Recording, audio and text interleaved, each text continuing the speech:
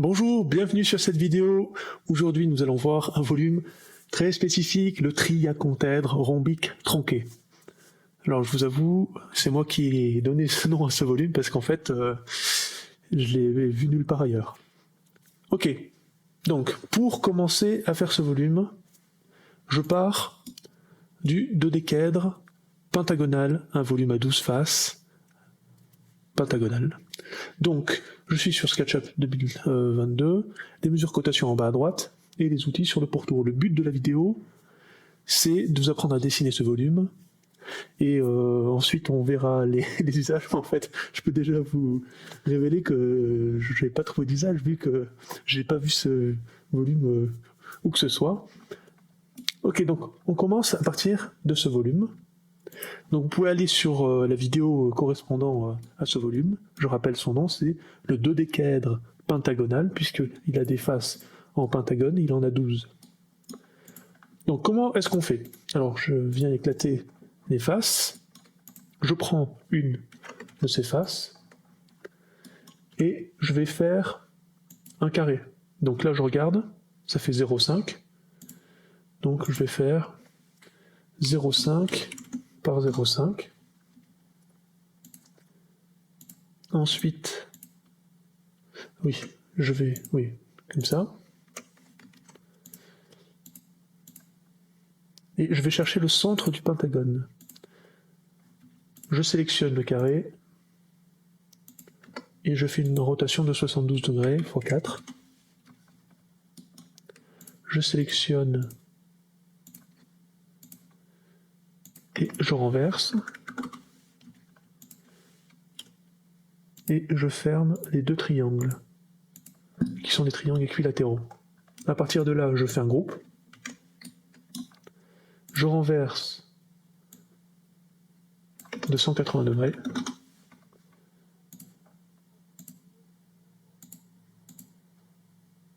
Voilà. Ici, de 90 degrés et encore de 90 degrés. Et maintenant, je vais fusionner tout ça. Voilà.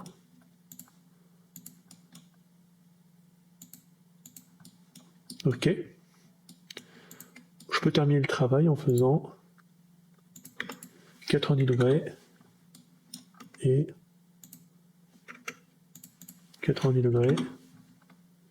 Je repositionne. Ok. À partir de là, j'éclate tout. Comme ça, les surfaces sont fusionnées.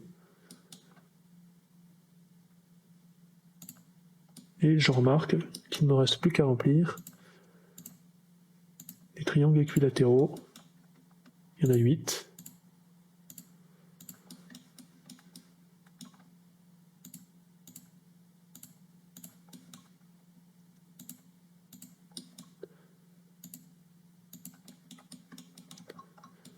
Voilà, donc là on a un volume très intéressant puisqu'il est composé de pentagones, de carrés et de triangles équilatéraux.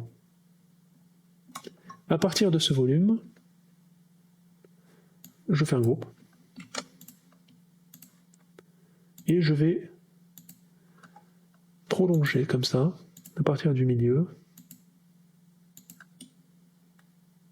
Donc je le fais des deux côtés.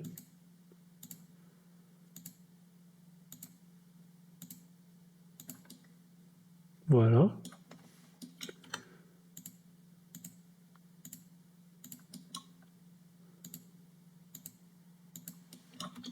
Et voilà, c'est ça que je vais utiliser comme base.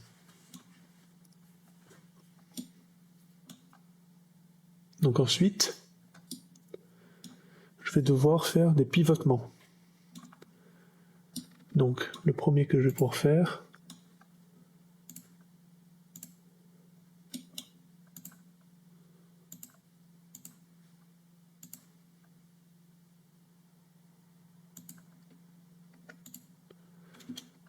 oui, plutôt faire comme ça. Tac. 120 degrés, x 2.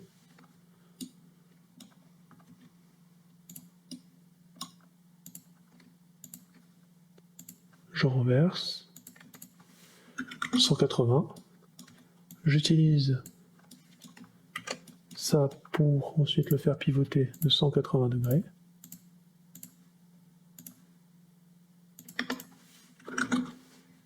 Je sélectionne les deux, je pivote de 90 degrés, encore une fois,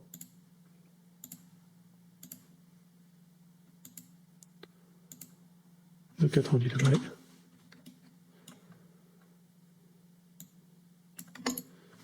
de 90 degrés et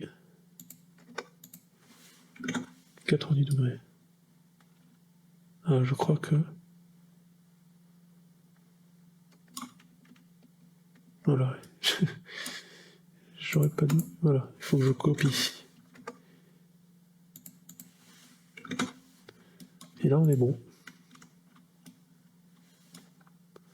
Édition, supprimer tous les guides. Éclater. Et là, on voit qu'on a des surfaces pentagonales. 12. Et c'est ce volume, le triacontèdre rhombique tronqué. Alors il est tronqué par un dodécaèdre pentagonal.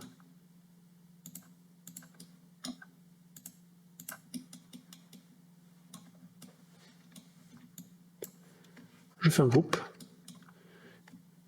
et je vais le diminuer de taille pour la suite. Voilà. Donc on part, on refait d'un dodécaèdre pentagonal, ensuite on fait des carrés et des triangles, et on poursuit, et on a ensuite ce volume. Je le positionne ensuite sur l'arête.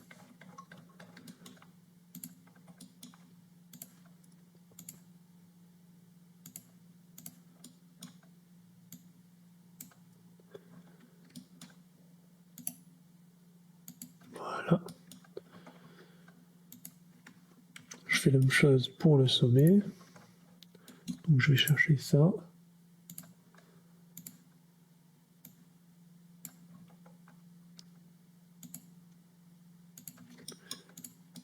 Là, il est sur le sommet. Le patron. C'est toujours l'étape la plus longue et la plus fastidieuse de la vidéo pour moi. C'est long, c'est dur.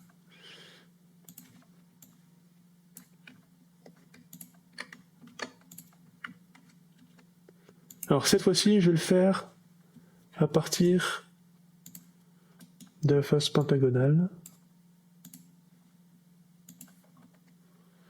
Voilà. Je vais mettre la vidéo en accéléré.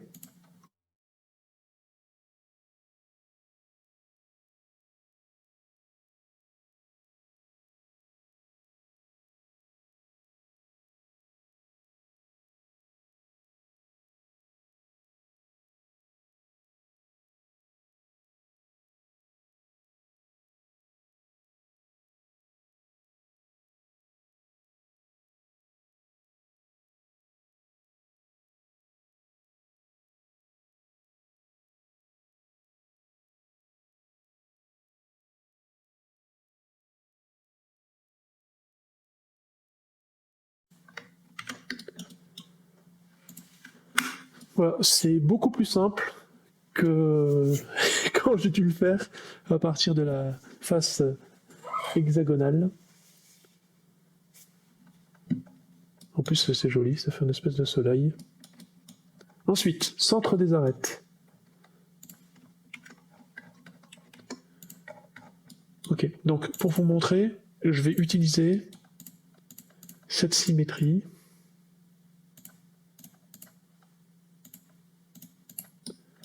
On voit rien avec ça. Voilà. Et ensuite que je vais retrouver ailleurs. Donc, hop. Centre des arêtes.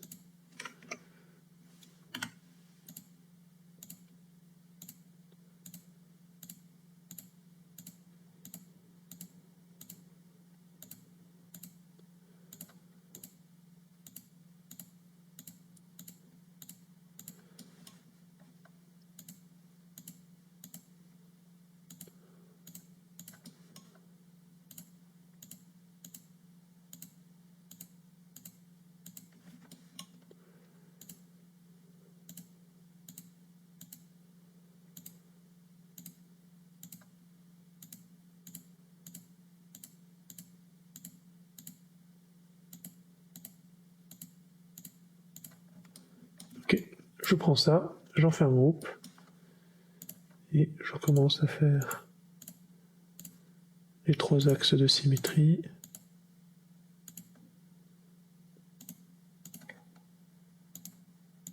Ok. Donc je retourne de 180 degrés. Je sélectionne les deux, rotation de 90 degrés, et encore 90 degrés, rotation de 90 degrés, et encore 90 degrés. Et voilà. Ça donne ce volume. Et là par contre on voit que ça a été mal dessiné ici. Mais ça marche, hein. C'est juste moi qui ai mal dessiné. Ok. Et donc quand on remplit tous les trous, ça donne ce volume-là, qui est un peu étrange parce qu'on a l'impression que il vaguelette. C'est un peu étrange. Ok. Ensuite, on va faire le centre des faces. Alors toujours sur le même principe, hein, je vais utiliser ce module-là et le répéter.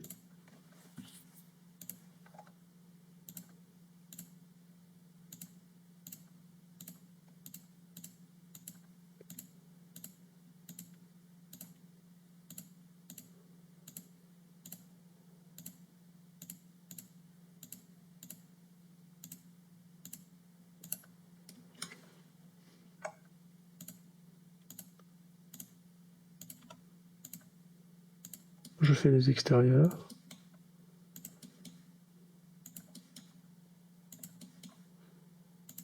Voilà. Et après, je me mets en transparence. Et je relie tout par rapport à ce centre.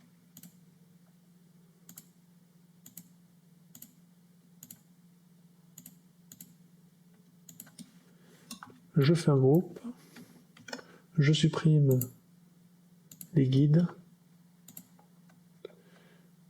Je me crée les axes de rotation. Et c'est parti. Vous connaissez la procédure par cœur maintenant. 180 degrés.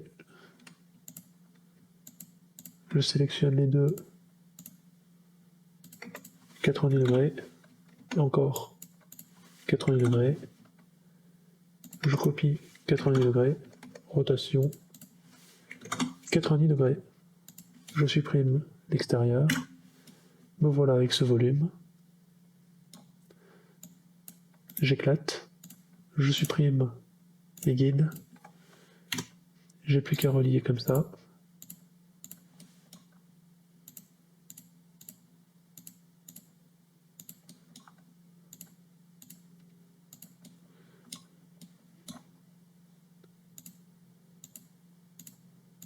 Et quand je continue cet exercice, j'obtiens ce volume.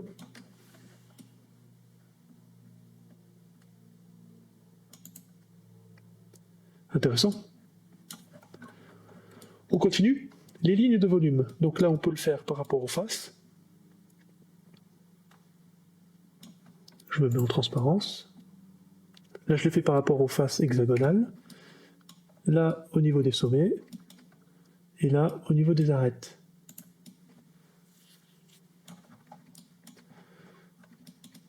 Pour les accrétions, je le fais par rapport aux faces pentagonales.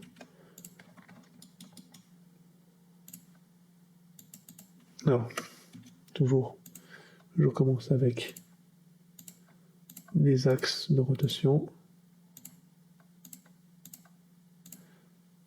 Si vous avez regardé mes autres vidéos, maintenant, vous connaissez par cœur ça.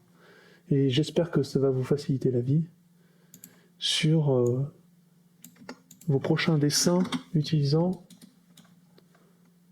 ce type de volume. Je sélectionne les deux.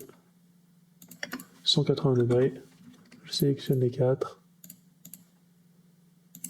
90 degrés. Et encore 90 degrés. 90 degrés. Et 90 degrés. Voilà comment très rapidement on arrive au résultat. Donc on voit que on ne peut pas remplir totalement l'espace avec ce volume, mais les faces ne se touchent pas. Mais ça ressemble quand même à des espèces de pseudo-sphères. Voilà. Ensuite, évidemment, vous avez cette manière de remplir. Là, c'est par les sommets. Au niveau structure, si on utilise les hexagones, on peut avoir ce genre de structure.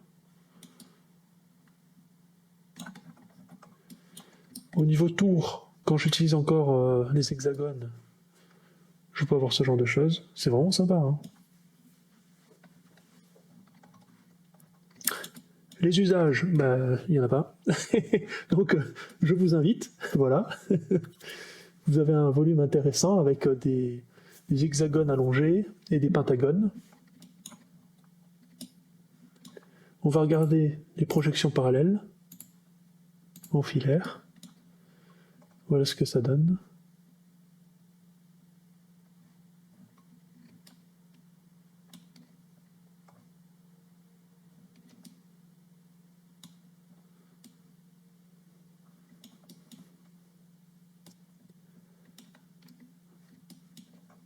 Ensuite, on va regarder de biais. Ouais, c'est intéressant ça, hein.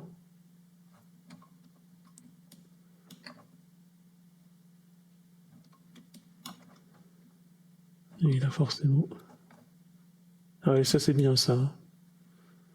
C'est quand c'est joint par les arêtes. Vraiment sympathique.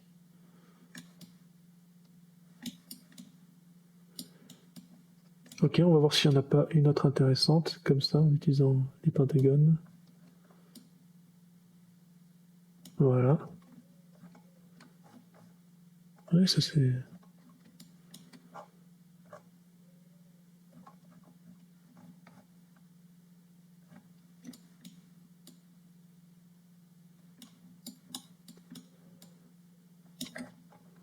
sympathique, ouais. C'était tout pour ce dessin 3D. Vous pouvez me soutenir en allant sur le site belcidé.com où vous trouverez 2 de mes e-books consacrés à la géométrie. Ce sont des e-books PDF 3D. Donc le premier est consacré aux imbrications de volume. On va aller sur le sommaire et on va aller chercher le triacontèdre rhombique tronqué, page 322. Voilà.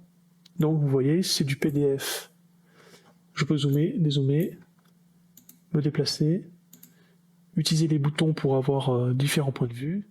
Voilà, j'ai toutes sortes de choses sur ce livre. Ensuite, on va aller sur le deuxième qui s'intéresse au pavage de volume.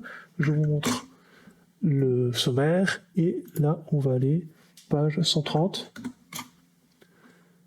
Voilà. J'ai ajouté des animations dans ce livre. Donc là, c'est le complémentaire du volume et le but, c'est de remplir l'espace. Voilà. À partir de là, je peux me mettre dessus, par exemple, ou en isométrique, et aller chercher la transparence. Je peux remettre en opacité. Et je peux aussi discriminer les volumes. Donc là, il n'y a que le volume complémentaire. Et là, il ne va y avoir que le triacontèdre rhombique tronqué. Je vais chercher ensuite une autre animation. Donc là, c'est ce qu'on avait vu plus tôt, mais poussé plus loin. Donc là, déjà, on a un espèce d'icosaèdre. Voilà. Et la troisième animation, là, c'est par rapport au sommet.